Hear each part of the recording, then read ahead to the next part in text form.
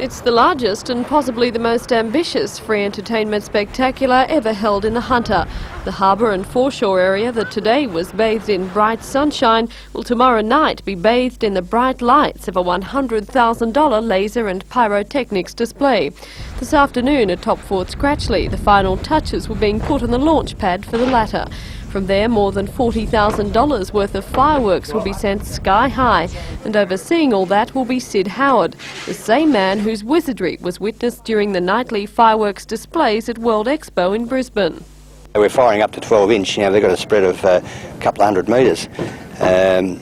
It's all electrically computer programmed. We're shooting it to music, and we get the cues from the radio station.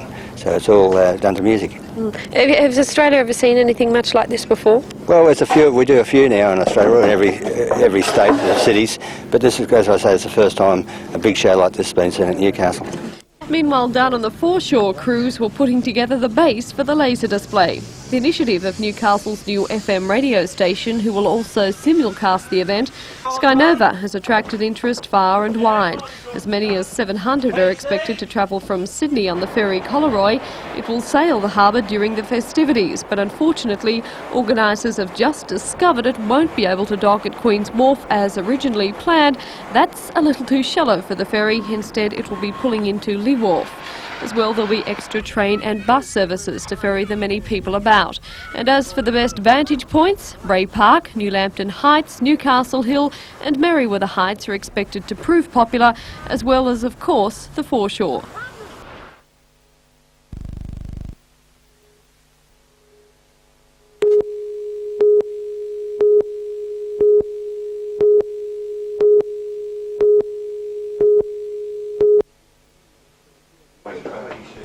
Nestor Giovannini will spend the next few days shaking off jet lag after a 20-hour flight from his homeland.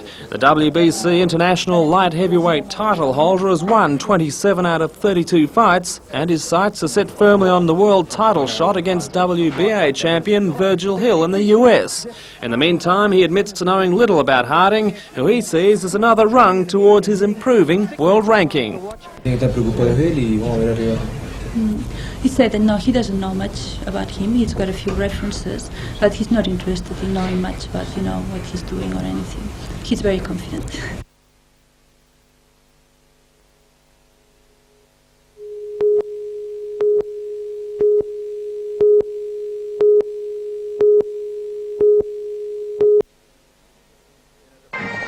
In a departure from previous years, the march was held in reverse, beginning at the Workers' Club on King Street where it normally concludes. The assortment of banners and placards was livened by hundreds of colourful balloons, each bearing a message to the state government on education funding. Marchers enjoyed a brief burst of sunshine as the procession wound through the Hunter Street Mall with Teachers' Federation members at the head. They were accompanied by local Labor politicians bearing a giant envelope addressed to State Parliament and again highlighting education. The marchers downed banners at Pacific Park where it was teachers who led proceedings. This government seems to show no care or knowledge of the children in this state and the needs that they have in education. The celebration of solidarity closed appropriately in song as the workers' choir revived a few traditional calls to the cause. Oh, you can't scare me, I'm sticking to the union, I'm sticking to the union, till the day I die.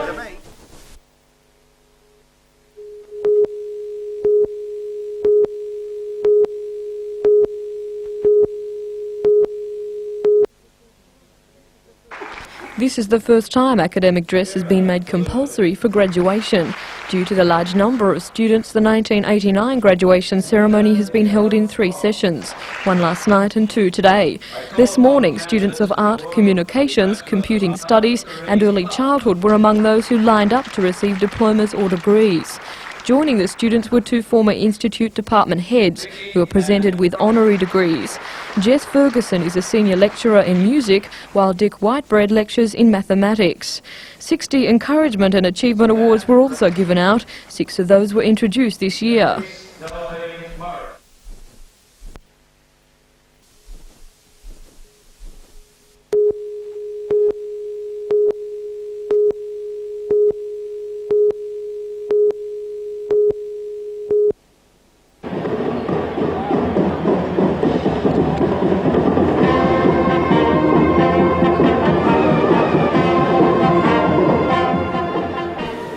Hunter's Marching Koalas played Pied Piper this afternoon, leading the crowds through the City Mall towards the Harbour foreshore. For the many hundreds of revellers eager for an early vantage point, the site had more than enough entertainment to keep the party atmosphere growing. Right up there. Come on, put your hands together for him there. Sydney Harbour ferry Collaroy made her return to Newcastle almost on cue, bringing several hundred day trippers on a coastal jaunt to the celebration. The spectacle will be one of sight and sound. Work on the concert stage was on schedule in readiness for a night of live entertainment. Skynova coordinators say the preparations are worthy of an unforgettable event. But at 8:30 tonight, everyone will know what a Skynova is all about, and it's the sky over Newcastle, over the Novocastrian land, and it'll light up like they've never seen it before.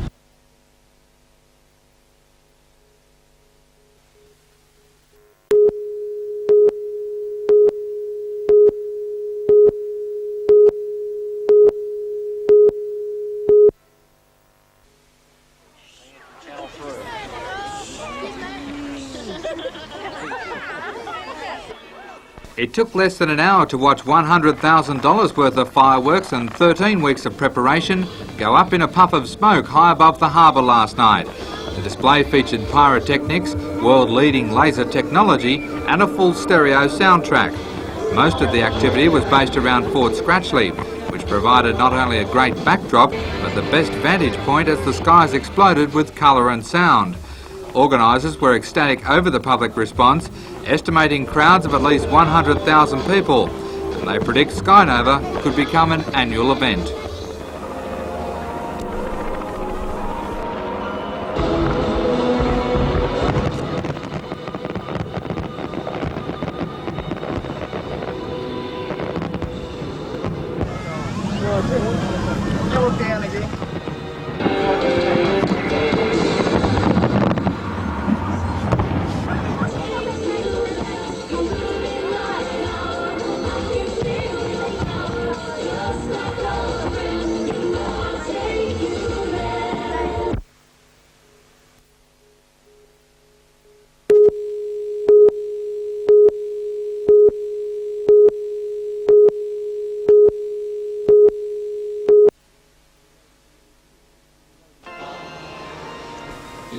The day began in Newcastle with a commemorative service, remembering those who lost their lives in the battle.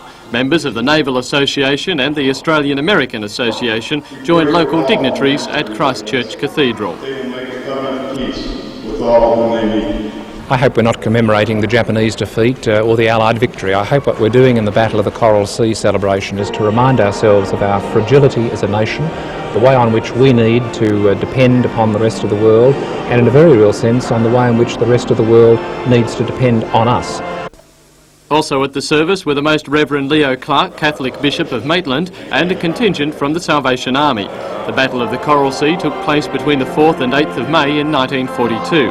Around 50 US Navy ships and 2 Australian destroyers engaged the might of the Japanese Imperial Navy in a long-range air battle to stop them taking Port Moresby. The Japanese eventually broke off the engagement, and although most of their ships escaped, war historians say it was a turning point for the Allies. The battle was so important. If that hadn't occurred, and if the American and the Australian navies hadn't combined forces to prevent this invasion, we would have been completely cut off from other areas, and Australia most probably could have been taken by the Japanese. Some of those who lived through that time were at Civic Park today for the traditional wreath-laying service. The crew of the HMAS Brisbane were special guests, joining representatives from combined Australian and American forces.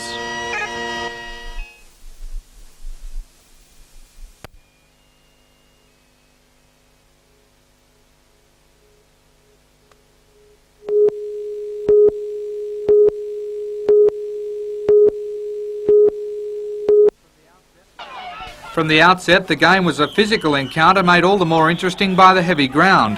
Wollongong opened their account early in the game after a cross from Kay, brilliantly headed into the back of the net by Sandy. Despite being down 1-0, Australs controlled much of the ball in the first half, making repeated raids downfield, only to have them repelled by strong Wollongong defence. Wollongong kept 19-year-old Australs sensation Costa Kamakamas bottled up for the most part of the game, not allowing him to unleash his devastating ball skills.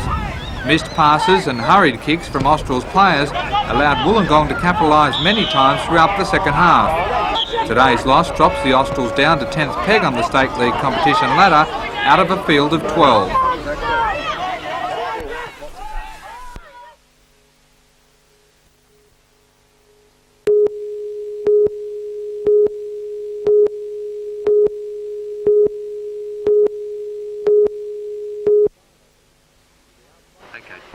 To the outsider, these housing department homes are smart little townhouses. To their tenants, they're little better than open drains. It comes up out of the toilet and it comes up out of the kitchen sink, and when I'm cooking, and if it starts up, the plug just comes out and it just spurts everywhere. Now, you've told the Housing Commission about this? Yes, I've told them about 5 times now. My biggest problem has been the front area there, flooding every time it rains. Downpipes aren't holding water just in a normal rainfall. But they've been rung several times, but this is the worst that we've had. And what have they done about it? Nothing. Absolutely nothing. Today, that housing department neglect came to a head. When Jeanette Lee came downstairs at 6:30 this morning, she found the entire lower floor awash in 5 centimetres of water. She contacted the Housing Commission emergency line, and they told her she'd have to wait till 9 o'clock in the morning when their area office opened. Even by then, it was too late. Waterlogged carpets had to be ripped out and furniture salvaged. The Housing Department believes an illegal connection has been installed somewhere, channeling stormwater direct into sewer lines. Somewhere, some person has hooked stormwater into the sewerage system up the line, and because this is the lower end of the line, it surges here first. Jeanette was the first to realise the health implications of raw sewage flooding into her home. She contacted a doctor. What was his advice? Was to go up on Wednesday. He wanted us earlier, but we couldn't do it. Was to go up on Wednesday and have blood tests and shots, being the fact that it was sewage water that came through the house. Yes, so what in fact will that involve? As far as I know, hepatitis shots, which are $36 a needle. Being on a pension, I can't pay $36 a needle for myself and 2 children, so I don't know what we're going to do. As the adjoining unit is also affected, it's likely that family will also have to be vaccinated, along with neighbours who merely came round to help salvage the furniture. In the meantime, the Water Board is continuing to seek out the source of a problem which tenants say could have been solved months ago. I'm Tom Hilston for NBN News.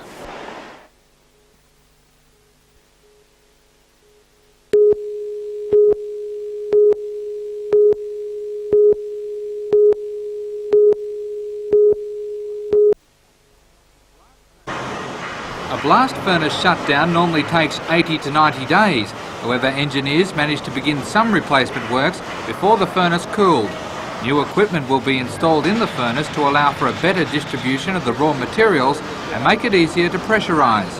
Once parts wear on the new system, it is designed so it can be replaced in one normal working shift, while to replace any parts of the old system took at least 10 days. Furnace Superintendent Jeff Fletcher says they're taking advantage of the cool down to carry out other works. Sections of the internal of the furnace are being replaced that are worn. The hot blast stoves, the stoves that preheat the air, are being refurbished. The hot blast main and the number 1 cast house floor is being rebuilt. To help the work progress on schedule, BHP has hired this 39-metre tall crane that has a lifting capacity of 400 tonne. The demand is so great for the giant lifter that BHP had to book 2 years ahead to ensure that the $1,400 a day crane would be available. Crews are working 24 hours a day inside the furnace, chipping away 10 metres of old bricks and iron skull that will be replaced by a spray-on castable refractory. Mr Fletcher says this work should greatly increase the lifespan of the furnace. That's a little bit of an unknown, but we hope to get at least 3 to 5 years out of it. With the new top on the furnace and ability to control it better, we may get longer.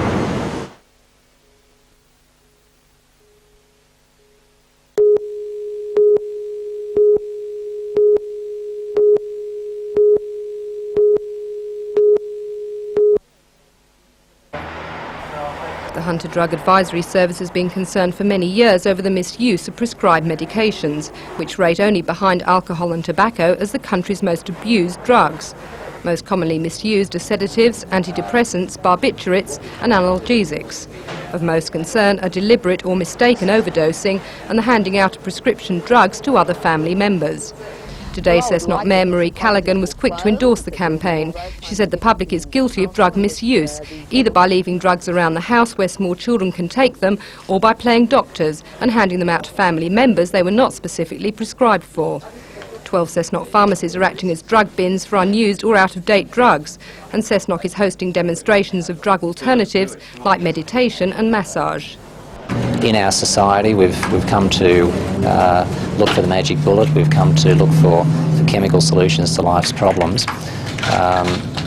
It does seem that whether we're talking about prescription drugs, over-the-counter drugs, even so-called social drugs like alcohol and tobacco, that often the use of these chemicals is an attempt by the person to get some help in coping with their life.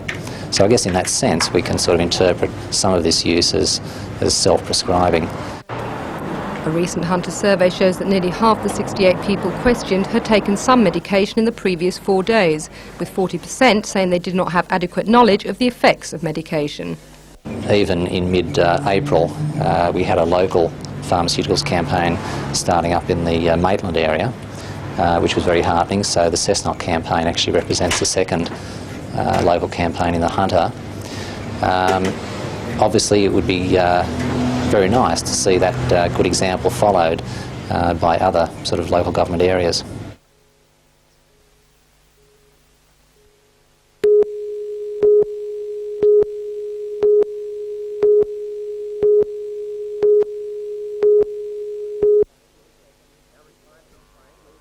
Now retired from playing and also from his position as a national selector, Chappell is involved with several business ventures and his hobby, growing mangoes.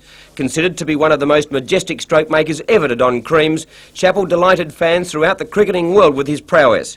He had considerable success as a skipper and retired on top, scoring a century in his final innings in Test cricket. Greg has at times been critical of some aspects of Australian cricket, but he says that the team now touring England in search of the Ashes is capable of returning with a treasured urn.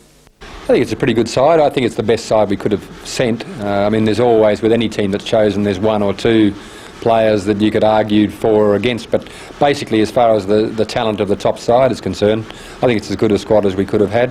It's now up to the guys to play well.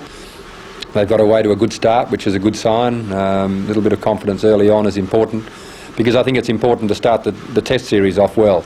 If we win early, I think we can win the series, but if we start like we have in recent series by losing early, it's very hard to come from behind, particularly in England. So the guys have got the job in front of them, but I think there's enough talent there to do it if they play well enough.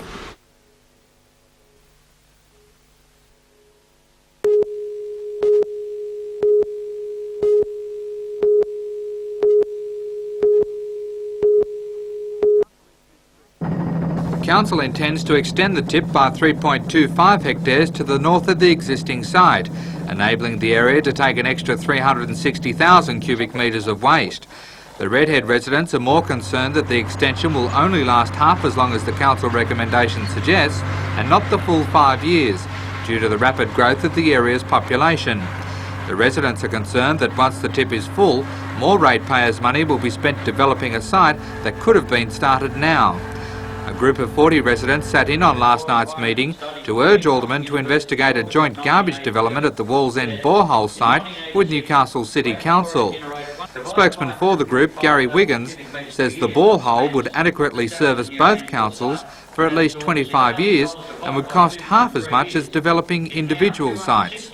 The standard cost, travelling cost out to Minmi, would be a lot cheaper than running 3 landfill sites which they are now, is because Newcastle Council run 1 and Lake Macquarie City Council run 2. Now each of them costs in excess of $400,000 per annum to run. Mr Wiggins says after he finished addressing council, he wasn't surprised that the alderman went quiet. I expected a bit more flack. I got none. I expected some questions from the engineer and from the town clerk on the figures where I got them from. Perhaps I might have been embarrassed because some of the documents that I've got that have been available to them, perhaps they haven't read, because some of the comments in them aren't very nice towards the Lake Macquarie City Council, especially some of the comments that said that they've left their run too late. Council then deferred making a decision on the extension until their next ordinary meeting. Mr Wiggins says if the extension is allowed to go ahead, local residents will definitely take the matter to the Land and Environment Court. Darren Curtis, NBN News.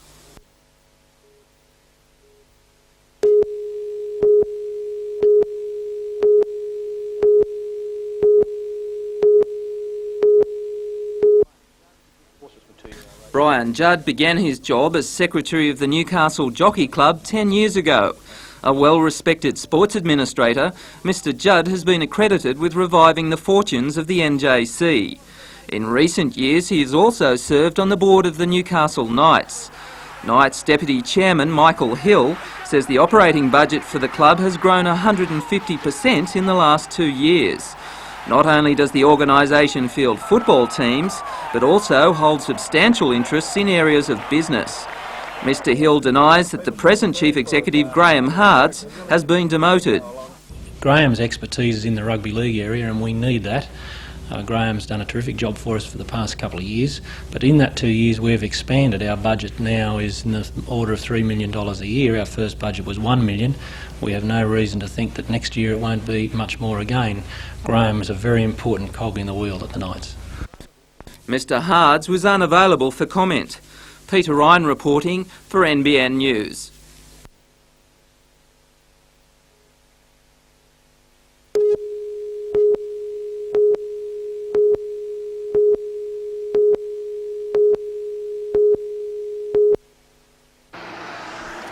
RTA workers began drilling holes into the Ironbark Creek Bridge at 8:30 this morning.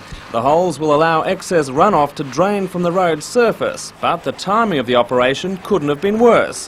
One lane of the highway was closed to inbound commuters, causing traffic to bank up for kilometres. Worse still, the police had set up a slant radar station on the other side of the bridge and were booking dozens of motorists as they tried to get to work on time. When police realised what was happening at the bridge, they called off the radar operation until after peak hour. A police spokesman said the road had been clear when the radar was set up, and officers believed that the RTA was under orders not to carry out work on the highway until after 9:30. Late today, a spokesman for the RTA head office in Sydney admitted that work on the bridge had started an hour early. He said the lane shouldn't have been closed off, and measures will be taken to ensure that peak hour commuters won't be delayed again.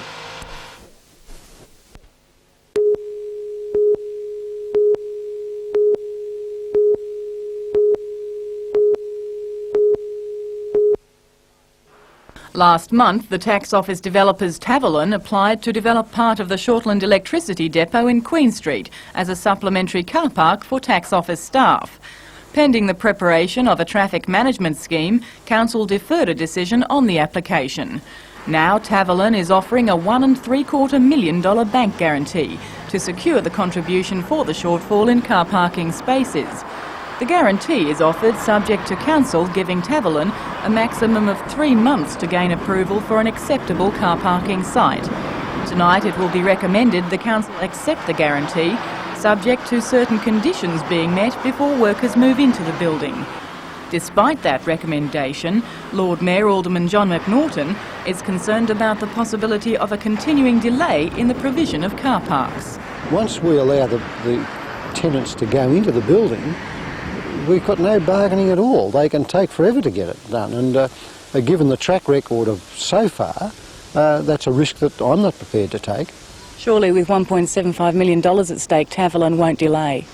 I would expect so, and that's why I've seen that it is a very, very substantial amount of money.